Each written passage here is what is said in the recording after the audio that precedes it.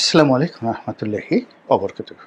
সম্মানিত দর্শক, পুরো মে মাস জুড়ে বাংলাদেশের রাজধানী রীতিমতো প্রতিদিন নিশ্চয়তার পথ থেকে ক্রমশ অনিশ্চয়তার দিকে চলে যাচ্ছে। এই রাজধানীর রাজপথ সন্ধ্যার পর থেকে শুরু করে সারাটা দিন মানুষের জন্য অস্বস্তিকর, কখনো ভয়ঙ্কর এবং কখনো মৃত্যুকূপে পরিণত হয়ে যায়। প্রকাশ্য দিবালোকে গোলাগুলি, দলীয় অন্তর্দ্বন্দ্ব এবং কলহে বিভিন্ন রাজনৈতিক দলের যারা নেতাকর্মী তারা পরস্পরের প্রাণ ছিনিয়ে নেয়।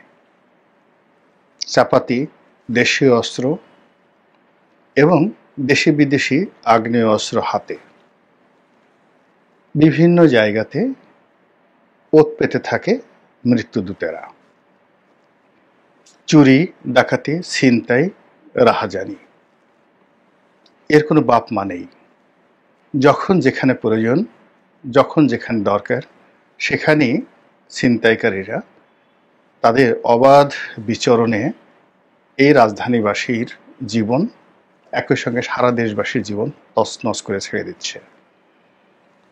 আন্দোলনকারীরা, তা সে সরকারি হোক বেসরকারি হোক, অর্থাৎ ডক্টর মোহাম্মদ ইউনূসের পক্ষের লোক হোক বিপক্ষের লোক হোক, সরকারি কর্মচারী হোক কিংবা আমজনতা হোক, পুরো দেশটাকে তারা তাদের বাপ-দাদার সম্পত্তি মনে করছেন। কোর্ট বলেন, কাছারি বলেন, সচিবালয় বলেন, সব জায়গাতে তারা যখন আন্দোলন শুরু করেন, একটিবারের জন্য নাগরিক দায়িত্ব এবং কর্তব্য তাদের মাথায় থাকে না। পুরো দেশ অচল।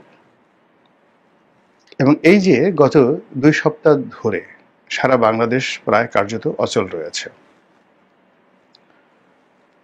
সচিবালয়ে আজকের এই দিনটি যখন আমি ভিডিও করছি, সচিবালয়ে তালা লাগিয়ে এবং সকল গেটগুলো বন্ধ করে কর্মকর্তা কর্মচারীরা মিছিল করছে। নগর ভবনে তালা লাগানো, তাকে শপথ পড়ানোর জন্য জনাব এরশাদ সরকারকে আজকের দিনে 24 ঘন্টার মধ্যে শপথ পড়ানোর জন্য আইনি নোটিশ দিয়েছে। এনবিআর, জাতীয় রাজস্ব বোর্ড, যারা টাকা সরকারের জন্য সংগ্রহ করে এবং সেই রাজস্ব দ্বারা সরকার চলে, সেটি দীর্ঘদিন ধরে অচল।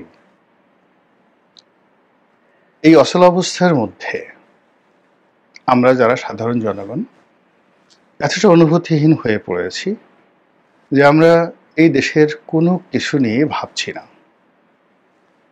এই দেশের প্রায় 50 লাখ খামারি এবং আরো 50 লাখ ব্যাপারী, তারা এই কুরবানিকে কেন্দ্র করে তাদের সারা বছরের যে আয়োজন সেটি সাজিয়েছেন। কোথাও ভালো সুসংবাদ নেই, বেচাকেনা নেই। 550 টাকা করে লাইভ ওজন দিয়ে গরু বিক্রির বিজ্ঞাপন দেওয়া হতো 7 দিন আগে, এখন সেটি 400 টাকায় নেমে এসেছে, বিক্রি নেই। যে সকল গরু বিক্রি হচ্ছে 1 লাখ টাকায়, গত বছর এই সকল গরুর দাম ছিল কম করে হলো 1.5 লাখ টাকা, তারপরেও বিক্রি নেই, বাট্টা নেই। সামনে যে কয়দিন সময় আছে, কতগুলো গরু অবিক্রিত থাকবে আমরা বলতে পারবো না। দেশীয় গরুর অর্ধেকও বিক্রি হবে না। এর বাইরে ভারত থেকে এত কিছুর পরেও সীমান্ত অঞ্চলে যে গরু এসেছে, একটি গরুও কেউ কিনছে না। মায়ানমার থেকে যে গরু এসেছে সেগুলো সীমান্তে পড়ে আছে। গৃহস্থের বাড়িতে কোনো বেচা বিক্রি নেই, মানুষের হাতে টাকা নেই। যখন দেশের এরকম ত্রাহি অবস্থা, তখন আমরা কবে নির্বাচন হবে, কবে হবে না, কে কেমন খেলোয়াড়, কে কাকে কতটা যাকে বলা হয় অপদস্থ করতে পারে, এ সকল বিষয় নিয়ে আলোচনা করছি। আজকে বিএনপির পল্টন অফিসের সামনে তারুণ্যের সমাবেশ ডাকা হয়েছে। আর আগেই বললাম সচিবালয় বন্ধ, নগর ভবন বন্ধ এবং জাতীয় রাজস্ব বোর্ড বন্ধ। এর বাইরে আরও কোথায় কি হচ্ছে সারা দেশে একমাত্র আল্লাহই জানেন। জাতীয় নাগরিক কমিটির যারা নেতৃবৃন্দ রয়েছেন তারা চট্টগ্রামে গিয়েছিলেন। সেখানে জনতার দ্বারা ঘেরাওয়ের শিকার হয়েছেন, সেনাবাহিনী তাদেরকে উদ্ধার করেছে। সারা দেশে সেনাবাহিনীর টহল জোরদার করা হচ্ছে এবং মব সন্ত্রাস থেকে জাতিকে বাঁচানোর জন্য তারা চেষ্টা করছেন। এরই মধ্যে ডক্টর মোহাম্মদ ইউনূসের পক্ষের যারা লোকজন তারা নানা রকম তথ্য এবং অবাত্য হাজির করছেন। তিনি সাগরের খেলোয়াড়, মহাসাগরের খেলোয়াড়, তিনি বিশ্ব খেলোয়াড়। ভাগ্য ভালো এখন পর্যন্ত তাকে আকাশের খেলোয়াড় বানানো হয়নি। অন্যদিকে তার সঙ্গে যারা খেলছেন রাজনীতির ময়দানে তাদেরকে খালবিল, সেই খালবিলের খেলোয়াড় হিসেবে বর্ণনা করা হচ্ছে। এখন আমাদের দেশে আবহমান বাংলায় খালবিলে বেশিরভাগ মানুষই খেলা করে এবং যারা খেলা করে মানুষরূপী তারা বালক। যখন নতুন জোয়ার আসে খালবিলে তখন খেলা করে, আবার যখন আশ্বিন মাস, ভাদ্র আশ্বিন মাসে পানি শুকিয়ে যায় তখনও তারা খেলা করে মাছ ধরার জন্য খালবিলে। কিন্তু আটলান্টিক মহাসাগর আমরা দেখিনি কখনো। আমরা যেটা জানি যে আটলান্টিকের এক তীরে রয়েছে ইউরোপ, আর এক তীরে রয়েছে আমেরিকাতে। এই আটলান্টিকে যদি কেউ খেলে থাকেন তিনি হলেন কলম্বাস। তো সেই ক্যাপ্টেন কুক, কলম্বাস, তাদের মতো বিখ্যাত নাবিক যারা ছিলেন তারা এখানে খেলেছেন। সাগরে যদি কেউ খেলে থাকেন এই পৃথিবীতে, সেই বিখ্যাত ডাকাত যাকে pirates of the Caribbean, emperor of the Caribbean and king of the pirates, সেই পাইরেটসদের সেই যে নায়ক, মহানায়ক বলা হয়, খিজির, যেটা অটোমান সাম্রাজ্যের নৌবাহিনীর নেভাল চিফ ছিলেন সুলতান সুলেমানের জমানাতে। তো তারা সমুদ্র নিয়ে খেলেছেন। আর সমুদ্রের এপারের মানুষ, ইউরোপ এবং আমেরিকা, এই দুই পাড়ের মানুষ নিয়ে যারা খেলেছেন তাদেরকে সাধারণত আটলান্টিকের খেলোয়াড় বলা হয়। আটলান্টিকের উপরে একছত্র আধিপত্য আমেরিকার। আমেরিকার যে ফ্লিটগুলো রয়েছে, সপ্তম নৌবহর থেকে শুরু করে অসংখ্য পরমাণু চালিত জাহাজ, এক একটি জাহাজে এক ডিভিশন সৈন্য থাকে, প্রায় 8 থেকে 10,000 সৈন্য থাকে। এক একজন নেভাল চিফ নয়, এখানে এক একজন মেরিন চিফ থাকেন, জেনারেল পদমর্যাদার, 4 স্টার জেনারেল, যারা এই সকল জাহাজের কর্তৃত্ব তাদের হাতে। এই জাহাজে বিমান বাহিনী থাকে, এই জাহাজে স্থল বাহিনী থাকে, এই জাহাজে নৌবাহিনী থাকে। অর্থাৎ একটা ত্রিমাত্রিক যুদ্ধ করার জন্য এই একটি, যাকে বলা হয় জাহাজ, সমুদ্রের মধ্যে একটা বিশাল সেন্ট মার্টিন দ্বীপরূপে কাজ করে।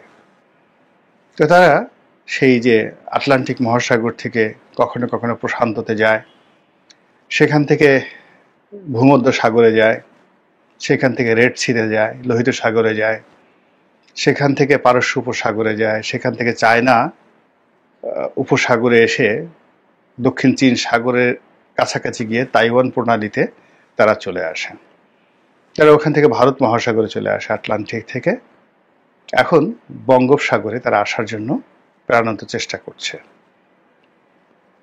তো এই যে আমেরিকার যে আটলান্টিক মহাসাগরের উপরে তাদের যে আধিপত্য, সেই আধিপত্য তারা এখন বঙ্গোপসাগরে আনার জন্য মালাক্কা প্রণালী সহ, মালাক্কা মানে ইন্দোনেশিয়া যে প্রণালী রয়েছে, সেই প্রণালী যেখানে এখন পর্যন্ত ইন্ডিয়ান নেভি এবং চাইনিজ নেভির নৌবাহিনীর আধিপত্য রয়েছে। তো এই পুরো বঙ্গোপসাগর এবং মালাক্কা প্রণালী এই অঞ্চলের সঙ্গে তাদের যে আটলান্টিক মহাসাগরের যোগসূত্র, এটির একটা দ্বার উন্মোচন করার জন্য আটলান্টিকের যারা খেলোয়াড় তারা খেলছেন। এর কারণ হলো আটলান্টিকের যে অপর উইংসগুলো, একটা উইংস হলো আটলান্টিক থেকে যেটা তাইওয়ান প্রণালীতে তারা আসতো ফিলিপাইন হয়ে, এটা এখন চীন সেই স্বাধীনতা তাদের দিচ্ছে না। অন্যদিকে ইরানের যে আক্রমণ, হুতিদের আক্রমণ, ইরানের আক্রমণ এবং ইয়েমেনের হুতিদের আক্রমণ, হিজবুল্লাহর আক্রমণ এবং অন্যান্য বিভিন্ন জাতিগোষ্ঠীর আক্রমণের ফলে পুরো লোহিত সাগর, আরব সাগর, সাতিল আরব, পারস্য উপসাগর এবং ভূমধ্য সাগর, মেডিটেরিয়ান যেটা, এই ভূমধ্য সাগর তাদের জন্য সংকুচিত হয়ে আসছে। আর অন্যদিকে যেটিকে ক্যারিবিয়ান সি বলা হয়, সেটিও এখন তাদের সেই যাকে বলা হয় আগের মতো অবাধ বিচরণ নেই। ফলে আটলান্টিকের যে অংশটি, অর্থাৎ ইংল্যান্ডের সঙ্গে আটলান্টিকের সম্পর্ক, ফ্রান্সের সঙ্গে আটলান্টিকের সম্পর্ক, ওলান্দাস মানে ডেনমার্কের সঙ্গে আটলান্টিকের সম্পর্ক, এই জায়গাটুকু ব্যতিরিকে আমেরিকান নেভির অবাধ বিচরণ নেই। এই জন্য তারা যে কোনো মূল্যে ভারত সাগরের দিকে অগ্রসর হচ্ছে এবং ভারত সাগর হয়ে বঙ্গোপসাগরের ঘাঁটি গাড়ার জন্য তারা প্রাণান্ত চেষ্টা চালিয়ে যাচ্ছে। এবং এজন্য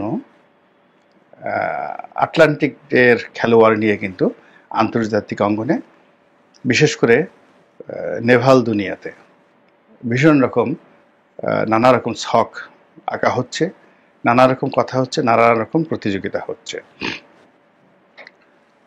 এবং তারই ধারাবাহিকতা আমাদের ডক্টর মোহাম্মদ ইউনূস বাংলাদেশে তিনি অভিষিক্ত হয়েছেন এবং অনেকে তাকে আটলান্টিকের খেলোয়াড় হিসেবে অভিহিত করেছেন। তিনি আটলান্টিকের কোথায় খেলেছেন, কিভাবে খেলেছেন এবং কতটুকু তার দক্ষতা রয়েছে, পারঙ্গমতা রয়েছে, আটলান্টিকে উপরে যে ধরনের খেলা হয় সেই খেলা সম্পর্কে তিনি কতটুকু জানেন, আর আটলান্টিকের অতলান্তে গভীরে যে খেলা হয় সেই খেলার সম্পর্কে তিনি কতটা ওয়াকিবহাল, এবং আটলান্টিকের যে সমুদ্র স্রোত রয়েছে সেই স্রোতের মধ্যে আবার বারমুদা ট্রায়াঙ্গেল রয়েছে, আটলান্টিকের উপকূলে দুটো কোস্ট রয়েছে,